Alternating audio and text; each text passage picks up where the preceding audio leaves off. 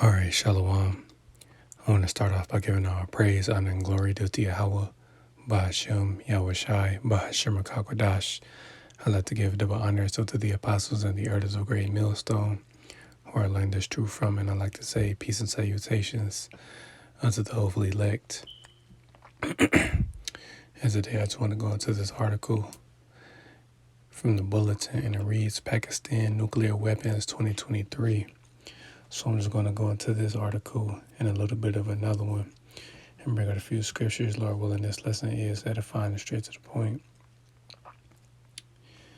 And this is Pakistan continues to gradually expand its nuclear arsenal with more warheads, more delivery systems, and a growing fissile material production industry.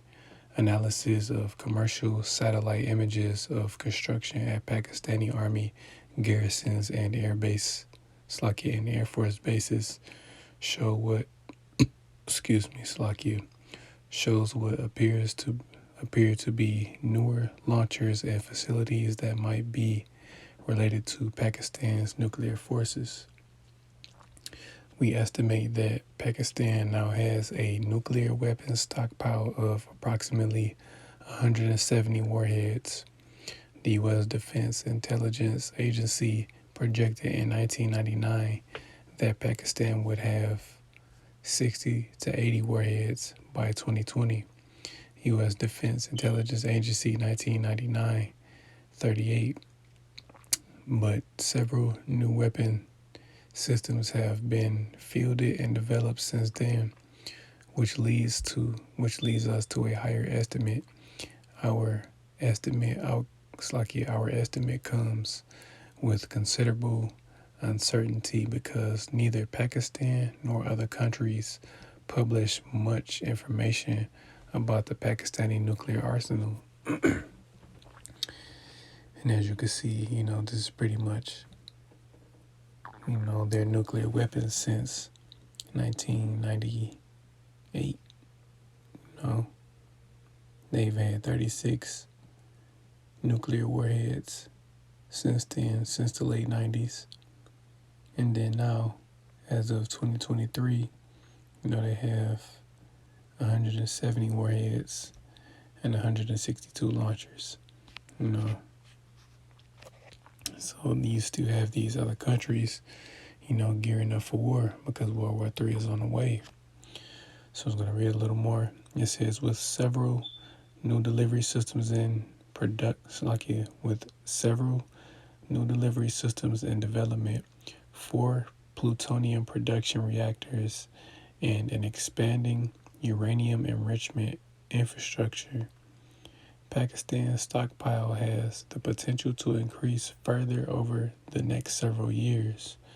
The size of this projected increase will depend on several factors, including how many nuclear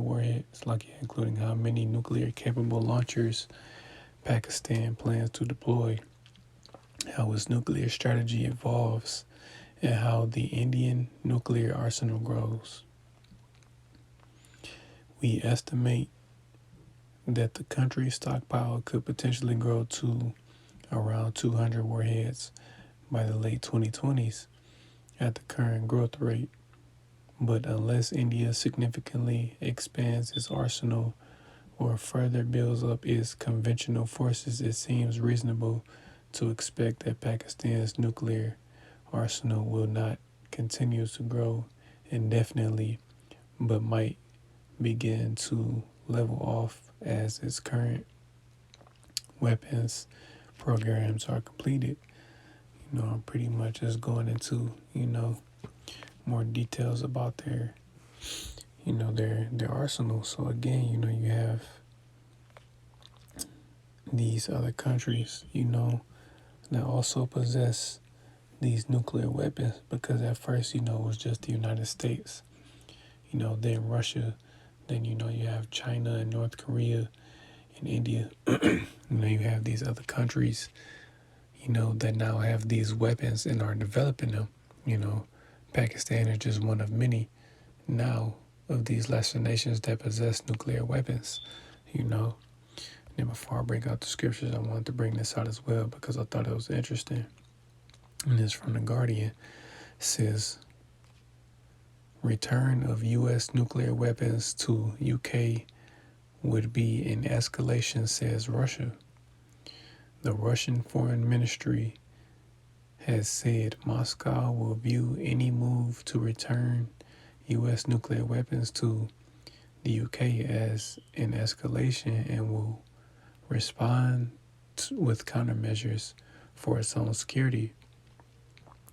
The Foreign Ministry spokesperson Maria Zakharova was responding to a report last week about an item in the 2024 U.S. Air Defense budget for building a dormitory at RAF Lakenheath in Suffolk, for personnel on a potential surety mission, military jargon for nuclear safety and security. It raised the prospect of the return of U.S. nuclear weapons to British soil for the first time in more than 15 years. If this step is ever made, we will view it as escalation, as a step toward escalation that would take things to a direction that is quite opposite to addressing the pressing issue of pulling all nuclear weapons out of European countries, Zakharova said. In the context of the transition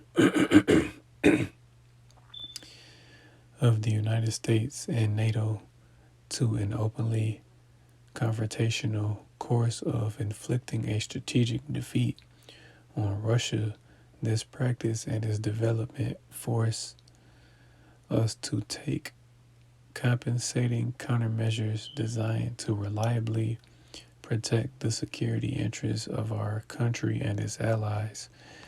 The U.S. is estimated by the Federation of American Scientists, or FAS, to have 100 B-61 gravity bombs deployed in Europe and another 161 and another 100 B-61s.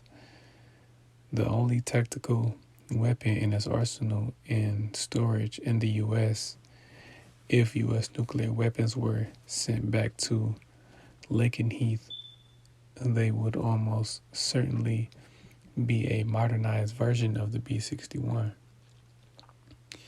FAS estimates Russia has 1,816 tactical or non-strategic weapons, shorter range and intended for use in battle rather than for the destruction of whole cities. These have been held until now in storage facilities, but Vladimir Putin announced in June that some nuclear warheads would be deployed in Belarus within a month. There has so far been no confirmation by Western intelligence that they have been moved. The warheads are intended for use on Belarus Iskander missiles, Iskander missile launchers, or as bombs to be dropped by Belarusian Su-24 or Su-25 jets. If the transfer is carried out, it would be the first time Moscow has put nuclear weapons in the hands of its allies since the collapse of the Soviet Union. I'm going to read the rest of it. It says Matt Korda, a senior research fellow at the FAS Nuclear Information Project, who first spotted the U.S. budget item for a surety dormitory at Lakenheath, said, while the potential return of U.S. nuclear weapons to UK soil certainly merits scrutiny, It's a bit rich to see it coming from a government who has spent the past year initiating the same thing with Belarus. It's highly unlikely that the Russian government would describe its own nuclear sharing arrangements in Belarus as escalatory or destabilizing, and yet the parallels between the two situations are clearly visible. And again, the U.S. is returning, nuclear weapons over, to London or just the UK, because again, they removed them, then they put them back. Because again, pretty much, all the pieces are being put in place, So I'm going to start in the book of Isaiah, chapter 54, and verse 16. Behold, I have created the smith that bloweth the coals on the fire, and that bringeth forth an instrument for his work, and I have created the waster to destroy. And as always, that waster to destroy is that nuclear missiles, or those nuclear missiles, in particular those warheads, because those are what's going to really do the damage, once they're shot throughout the earth, because these are the weapons that are going to be used to ultimately take Esau, Edom out of power. The Lord, or Isaac, which, was our Lord Yahweh Shai in the reincarnation, but, Isaac blessed, Esau with the sword. And this is Esau's ultimate, weapon.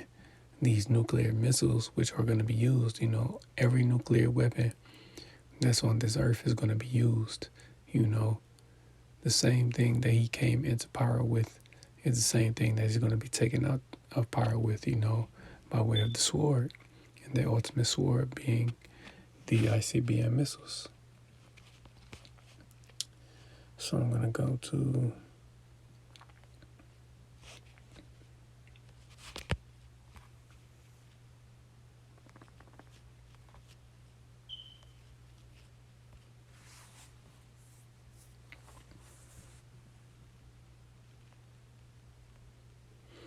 this is the book of Jeremiah, chapter 49 and verse 20.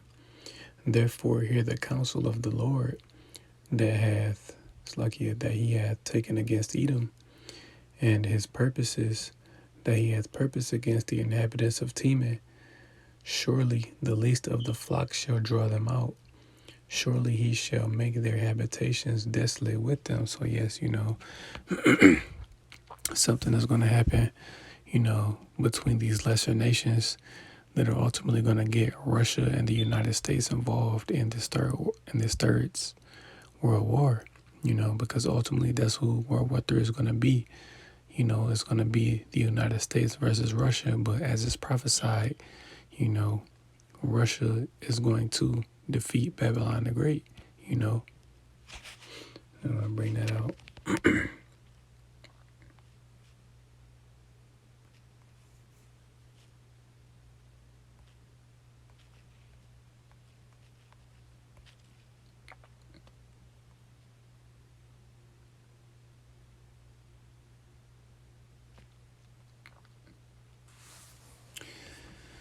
This is the book of Ezekiel, chapter 38 and verse 2, and it says, Son of man, set thy face against Gog, the land of Magog, the chief prince of Meshech and Tubal, and prophesy against him, and say, Thus saith the Lord, behold, thus saith the Lord power, behold, I am against thee, O Gog, the chief prince of Meshech and Tubal, and I will turn thee back and put hooks into thy jaws, and I will bring thee forth, and all thine army, horses and horsemen, all of them clothed with all sorts of armor, even a great company with bucklers and shields, and all of them handling swords, Persia, Ethiopia, and Libya with them, all of them with shield and helmet, Gomer and all his bands, the house of Tob, Garma of the north quarters, and all his bands, and many people with thee.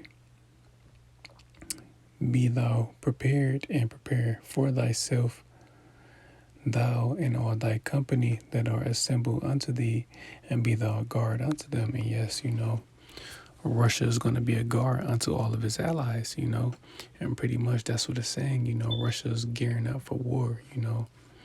The Lord is putting the spirit on Russia, to go back to that old, Soviet Union, that old USSR spirit, to pretty much combat the US,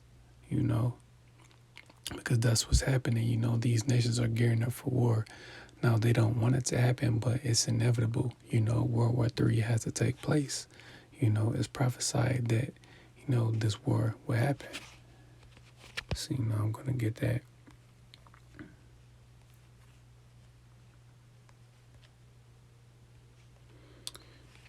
There's the book of Revelation in chapter 11 and verse 14. Says, the second woe is past, and behold, the third woe cometh quickly. And yes, that third woe is talking about World War III. It's happening. We're seeing it take place now. Now it's not officially started because, you still have to have, that main prophecy of book of Revelation, chapter 13 and verse 16, that mandatory implementation of the mark of the beast, which is the RFID microchip. That prophecy has to come to pass before this destruction could take place, because it is prophesied that has to happen. Certain prophecies still has to be fulfilled because right now, the angels are holding back, the destruction. So I'm going to get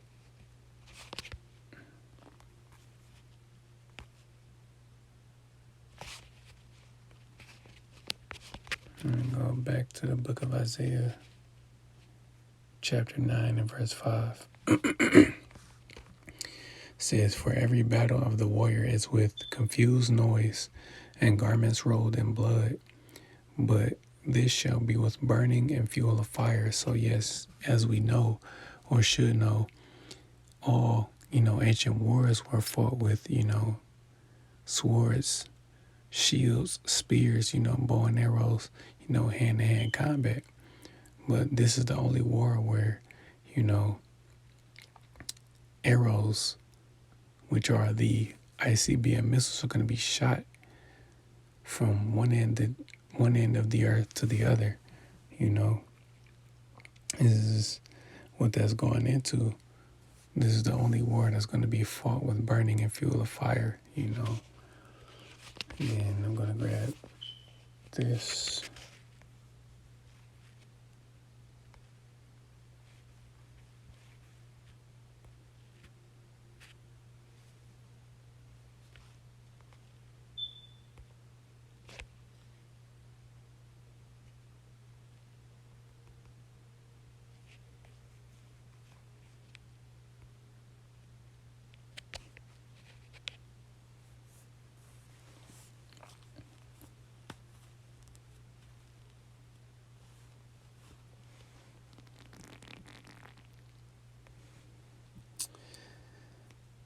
This is the book of Isaiah, chapter 13. I'm going to start at verse 4. And it says, the noise of a multitude in the mountains, like as of a great people, a tumultuous noise of the kingdoms of nations gathered together. The Lord of hosts mustereth the host of the battle. They come from a far country, from one end of heaven, even the Lord and the weapons of his indignation to destroy the whole land. So yes, these missiles are going to be shot from one end of the earth to the other. They're going to be, this is pretty much what this is going into. These are the arrows that it's speaking about. Like it says in the book of Job, the bow of steel, the iron weapon is going into these missiles. This is what's going to be used during World War III, on top of, our Lord Yahweh Shai coming back with the angels also and the chariots, to help destroy America and judge these people, you know. So I'm going to grab a couple more. It's the book of Isaiah. Slakia, not Isaiah, Malachi, chapter 4 and verse 1. And it says, "For behold, the day cometh that shall burn as an oven, and all the proud, yea, all that do wickedly shall be stubble, and the day that cometh shall burn them up, saith the Lord of hosts, that it shall leave them neither root nor branch." And yes, these missiles are going to be burning extremely hot. They're going to be burning way hotter than the sun. The sun is 15 million degrees Celsius.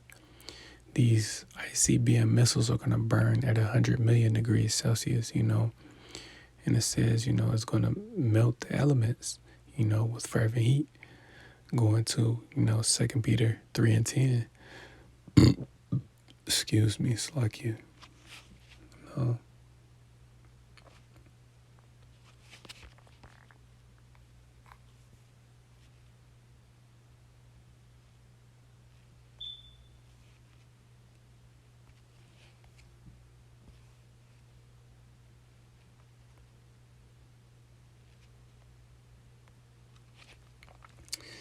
This is the book of Revelation, chapter 7 and verse 1. And it says, "After these I saw 4 angels standing on the 4 corners of the earth, holding the 4 winds of the earth, that the wind should not blow on the earth, nor on the sea, nor any tree." And yes, it's talking about the destruction, World War III. The angels are holding back the destruction because, again, the prophecy of Revelation chapter 13 verse 16 has to take place before that destruction can come. It's going to be an extremely terrible day. And then I'm going to end it on this. It's the book of Revelation chapter 9 and verse 15. And it says, "And the 4 angels were loosed, which were prepared for an hour and a day and a month and a year." It's like you. "For to slay the third part of men." You still have the 3 classifications of men. The sons of God, which are the 12 tribes of Israel, so-called Negroes, Latinos, and Native Americans. The sons of men, which are, the other heathen nations. And the sons of the wicked, which is Esau, Edom, the so-called white man. Verse 16. "And the number of the army of the horsemen were 200,000. And I heard the number of them. And thus I saw the horses in the vision, and them that sat on them, having breastplates of fire and of jacinth and brimstone. And the heads of the horses were as the heads of lions, and out of their mouths issued fire and smoke and brimstone. By these was the third part of men killed, by the fire and by the smoke and by the brimstone, which issued out of their mouths. For their power is in their mouth and in their tails, for their tails were like unto serpents, and had heads, and with them they do hurt." And yes, again, that's going into those ICBM missiles. In particular, those warheads. That's what it's talking about. Having heads like lions, because once these missiles are launched, they're going to be launched into space. They're going to leave the ozone layer. They're going to get their specific coordinates. Then they're going to come back down to Earth. And they're going to be traveling faster, coming back to the Earth than when they left, because they're going to be on fire, because they're going to be traveling so fast. That's what it's talking about, having a head like a lion, and a tails like a serpent. It's talking about that rocket system that is propelling, the missile to a specific target, So that's pretty much it, Lord willing. This lesson was edifying. I want to give all praise, honor, and glory due to Yahweh, Bahashem Yahweh Shai, Bahashem Rakakwadash. I'd like to give double honors unto the apostles and the elders of Great Millstone, where I learned this truth from, and I'd like to say peace and salutations unto the hopefully elect. Till the next time I say shalom.